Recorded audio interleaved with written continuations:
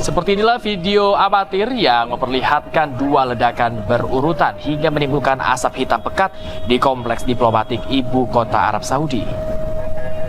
Tidak ada korban jiwa dalam ledakan ini, namun serangan tersebut meningkatkan kekhawatiran akan eskalasi regional.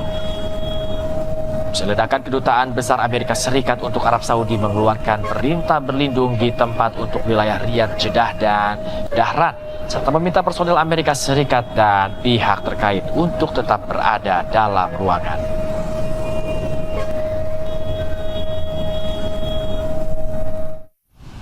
Pemirsa, Kedutaan Besar Amerika Serikat di Yordania mengevakuasi seluruh stafnya. Hal ini dilakukan usai adanya ancaman di lokasi tersebut.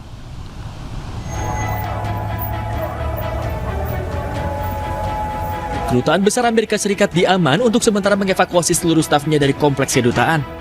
Hal ini dilakukan untuk mengantisipasi ancaman yang tidak disebutkan secara spesifik. Polisi memblokir jalan menuju kedutaan saat kendaraan meninggalkan area tersebut.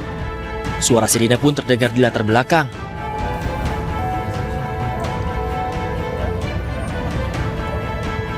Situasi mencekam ini terjadi usai Amerika Serikat dan Zionis Israel menyerang Iran Sabtu lalu waktu setempat.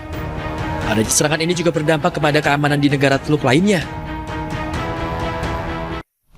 Di tengah situasi wilayah Timur Tengah yang terus memanas, Departemen Luar Negeri Amerika Serikat meminta warganya untuk segera meninggalkan Timur Tengah. Dalam unggahan yang sama, Menteri Luar Negeri Amerika Serikat Marco Rubio sebut serangan Iran sebagai pengecut. State, our number one priority is the safety and the security of American citizens everywhere in the world. Now, with what's going on in the Middle East with Operation Epic Fury and the cowardly attacks that we're seeing from Iran against Gulf countries, I wanted to take this chance to speak directly to Americans who are in the Middle East about the work we are doing to try to keep you safe. So immediately following the beginning of this operation, at my direction, the State Department activated a 24/7 task force, surging personnel and resources necessary to help provide American citizens. Pemirsa, usai sempat mengizinkan Amerika Serikat menggunakan markas militernya, PM Inggris menyatakan tidak terlibat atas serangan Iran. Ia juga mengakui adanya ketidaksepakatan dengan Donald Trump mengenai hal itu. Mr. Speaker, the United Kingdom was not involved in the initial strikes on Iran by the US and Israel. That decision was deliberate. We believe that the best way forward for the region and for the world is a negotiated settlement in which Iran agrees to give up any aspirations to develop a nuclear weapon and ceases its destabilizing activity across the region. That has been the long-standing position of successive British governments. President Trump has expressed his disagreement with our decision not to get involved in the initial strikes. But it is my duty to judge what is in...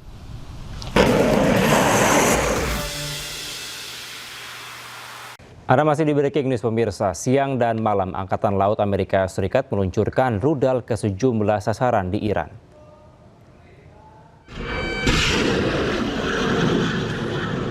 Komando Pusat Amerika Serikat merilis rekaman pada Selasa kemarin yang menunjukkan kapal perusak rudal berpemandu milik Angkatan Laut Amerika Serikat meluncurkan rentetan rudal ke beberapa sasaran di wilayah Iran siang malam. Sebelumnya, Amerika Serikat dan Israel menyerang Iran pada hari Sabtu lalu. Serangan ini terjadi setelah sejumlah putaran pembicaraan antara Amerika dan Iran gagal. Teheran mengatakan pihaknya membalas dengan serangan rudal terhadap Israel dan fasilitas milik Amerika Serikat di kawasan Timur Tengah.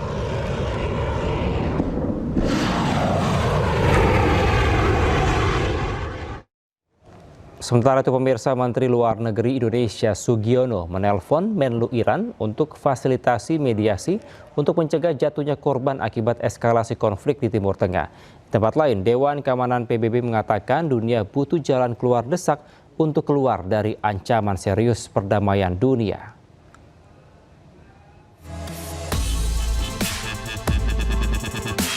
Menteri Luar Negeri Indonesia Sugiono dalam akun X resminya mengaku telah menelpon Menlu Iran Abbas Araghchi terkait eskalasi konflik yang meningkat di kawasan Timur Tengah.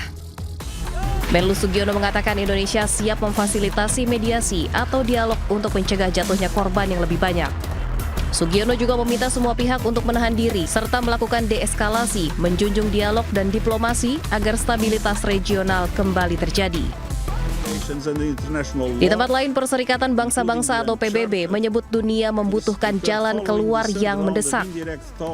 Sekretaris Jenderal PBB mengatakan kepada Dewan Keamanan bahwa konflik yang terjadi di Timur Tengah adalah ancaman serius terhadap perdamaian dan keamanan internasional.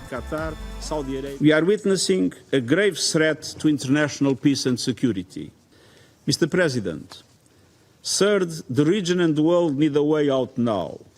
I strongly urge all parties to return immediately to the negotiating table, notably on the Iran nuclear program.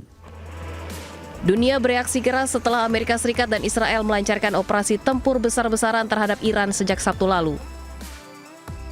Serangan ini memicu kekhawatiran global terhadap stabilitas di Timur Tengah dan tentunya negara-negara lain yang terdampak.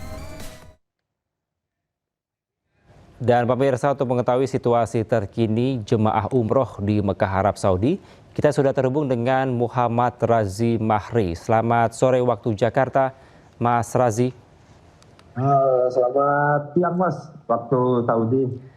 Baik, Mas Razi, apakah situasi terkini di sana sudah kembali kondusif atau seperti apa saat ini di Mekah? Alhamdulillah kalau untuk situasi di Saudi sendiri, khususnya di Mekah ini, alhamdulillah masih tidak terpengaruh dari perang tiga negara ya, Mas ya. Masih normal-normal aja, Mas. Oke, apakah ada kendala yang cukup berarti yang mungkin dirasakan oleh jemaah di sana, Mas? Kalau untuk kendala untuk saat ini sekarang ya kendala kita paling cuma di ini, Mas ya, keberangkatan kita untuk kembali ke tanah air karena beberapa maskapai kan banyak ada yang cancel lah gitu. Informasi terakhir untuk kepulangan ke tanah air seperti apa, Mas? Informasi terakhir untuk kepulangan ya sementara masih cukup simpang siur karena ada satu orang bilang tanggal sekian, satu orang tanggal sekian. Kurang lebih sih yang pasti insya Allah ada titik terang di tanggal 10 Maret ya, Mas ya, insya Allah. Oke, tanggal 10 Maret kemungkinan akan kembali ke tanah air begitu ya? Insya Allah seperti itu. Oke, berarti ini semakin lama ini Mas Razi tinggal di sana, apakah terkait akomodasi ditanggung secara mandiri atau dari pemerintah? Untuk sementara ini sih kita masih ditanggung sendiri ya, masih kita tanggung mandiri, belum ada bantuan-bantuan dari pemerintah tersebut. Oke, apakah ada komunikasi mungkin atau bertanya kepada pihak-pihak terkait yang mengurus dari umroh ini? Kalau untuk komunikasi kita sudah mencoba melakukan komunikasi, Mas ya. Sekarang kita masih menunggu arahan-arahan dari KJRI ya. Informasi terakhir dari KJRI seperti apa, Mas, koordinasinya dengan para jemaah? Informasi sekarang cuma masih perihal kita membahas masalah kepulangan aja, Mas. Untuk sementara karena itu yang paling kita lebih fokus ya untuk sekarang ini. Baik, berarti juga masih belum bisa dipastikan ya apakah tanggal